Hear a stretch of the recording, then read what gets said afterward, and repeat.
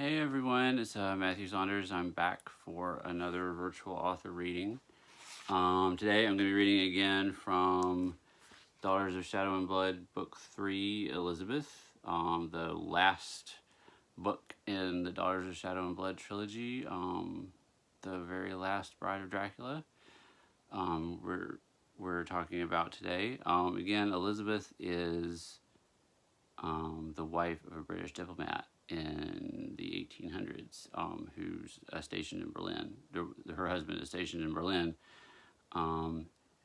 so that's where a lot of the story takes place.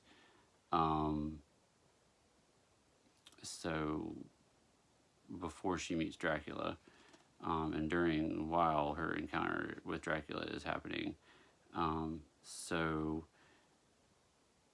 Today I'll be reading, this is from chapter 7. This is one of the very first times we see Elizabeth, so I will begin. Berlin, Germany, 12th of June, 1878. It is said that empires, like men, must eventually die. Like men, however, they often linger near death before the end, and like men, their heirs often squabble over their possessions long before the life has left them. In Istanbul, gone were the days when the great barges glided down the Bosphorus, gaily colored flags waving in the breeze. The wealthy Ottoman families had long since abandoned their summer homes on the water, leaving fire and flood to claim them. The walls of the medieval Byzantine city crumbled, even as the poor built their shacks on the moldering remains. The Sultan did not even dwell in Istanbul proper anymore, preferring a rambling western palace far away from the city's heart. Despite it all, the empire lingered, while the great powers of Europe nipped at its borders and waited greedily for its demise. It's what we're here to do, you know, Alfred told her, to pick the bones of the Turkish Empire. Elizabeth adjusted her husband's tie. You make it sound so ghastly. It is ghastly, dear, and believe me, I'm being polite. It's nothing compared to what I could say. At this, the most enlightened time in history, the great powers send their greatest statesmen here to Berlin to do what? Pledge to work together to eradicate illness and poverty?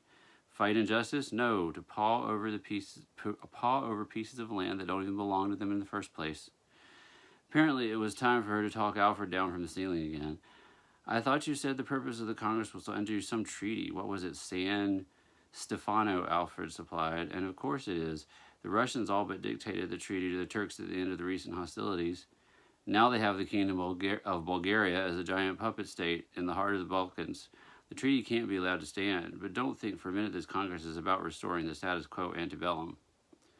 Trust me, dear, I never thought such a thing. I just hope things don't get too terribly out of hand. The Russians are unpredictable. Lord Beaconsfield, Salisbury, and Russell seem more than capable of handling anything, and of course they have a brilliant attaché to aid them. You mean me? Alfred asked. Elizabeth laughed. Yes, you dear. Who else? Alfred's face flushed. And I have a beautiful wife to aid me. That you do. Now tell me again why I can't go with you tonight. Diplomats' wives aren't invited to the social gatherings. It's German custom. It's odd is what it is. Nonetheless, we have to play by their rules while we're here. Elizabeth tried not to let her disappointment show. And how long do you suppose that will be? Alfred shrugged. The Congress is supposed to last about a month. After that, who knows? I don't plan to be an attaché forever. This is a huge opportunity for me, Elizabeth. If we play our cards right, I'll get a promotion, and we'll be back in London in the very near future. He gave his wife a peck on the cheek. It will probably be quite late when I return. I'll try to be quiet. Alfred hadn't returned from the reception by the time Elizabeth fell asleep, and when she woke up in the morning, he had already left again. In what had become a routine since her arrival in Berlin a week earlier, she ate her breakfast sitting by the open window in her bedroom, looking out over the street below. She watched the branches of the linden trees lining the Wilhelmstrasse sway in the gentle summer breeze. In Vienna, Alfred's previous post, their mornings had always been frenzied as Alfred rushed about, preparing for his day, but at least she had a chance to say a few words to him. In Berlin, he was usually gone before the sunrise. Elizabeth spotted Lady Russell, the wife of the British ambassador, passing by on her daily morning walk. The townhouse rented for them was only a block away from the Palais Strasbourg, the new home of the British Embassy. Lady Russell never missed her morning walk for any reason. Neither did she ever miss her afternoon tea or her evening walk.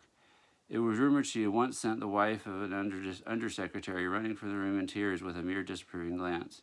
And the consensus among the embassy staff was that Lord Russell had to get Lady Russell's approval before he made any decision.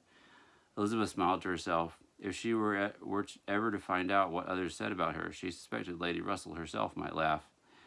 Elizabeth turned away from the window at the sound of the front door opening and closing. She hadn't heard the bell ring, nor had she heard Sarah, the maid, answer it.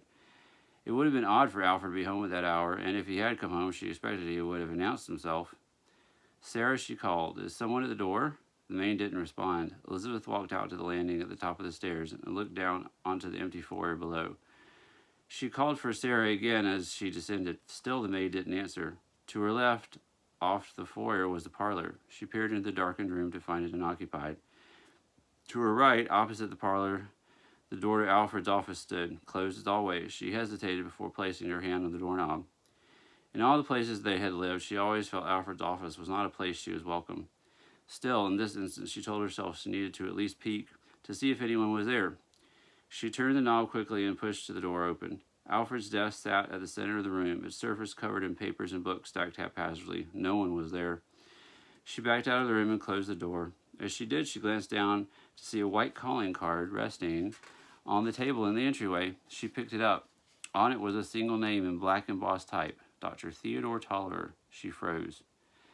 Sarah entered from the kitchen just then. "Apologies, milady. Did you call for me?" "Sarah, did someone come by and leave this card?" "No, milady, no one has stopped by."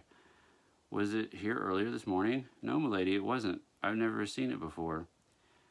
"Where could it have come from?" "I am sure I don't know, milady." Theodore Tolliver was her father. She hadn't seen him in 10 years. So we'll stop there with that. A few things, fun things about this. I don't remember if I mentioned it before in the earlier video, and to be honest, I'm a little too lazy to look. But a lot of the modern day story in the third book takes place in Romania. And just like Turkish and Serbian, Croatian, Bosnian, I have a Romanian pronunciation guide on my website. If you go again to books, Daughters of Shadow and Blood, scroll down to the bottom of the page, you'll see it there. If you're curious as to how any of the Romanian place names or proper name or people names are pronounced. You heard they're at the Congress of Berlin, which took place in 1878 in Berlin. It was a meeting of all the great powers of Europe at the time because Russia had just ended the Russo-Turkish War with the Ottoman Empire, had won, had basically forced the Turks to sign this treaty where they created a massive Bulgarian kingdom, much larger than the current country of Bulgaria, as a puppet state in the middle of the Balkans, which greatly upset the balance of power in that area. The other great powers of Europe, Great Britain, France, Austria, Germany, basically bullied Russia into agreeing to come to this Congress to redo the treaty. Of course, no one actually had the Ottoman Empire's interest at heart. They all had their own agendas. The Ottomans sent a delegation, as well as some of the smaller countries like Romania and Serbia.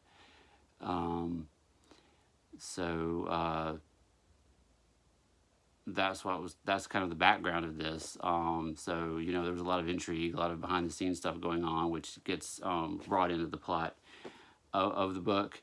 Also, you heard in there Lady Russell. Emily Russell was the wife of the British ambassador. She's a real person, and she's a main character in this part of the in this story. And like I said, the Serbs sent a delegation, even though their country really wasn't recognized by anyone at the time. Jovan Ristich was his name, and he's also a main character in this book. So this book, more than the others, has a lot of real people in it, real historical figures in it. And so that's kind of all I want to talk about on this one. Next time I'll be reading something different, so you'll just have to come back and see what that will be. And as always, until then, be careful of the shadows.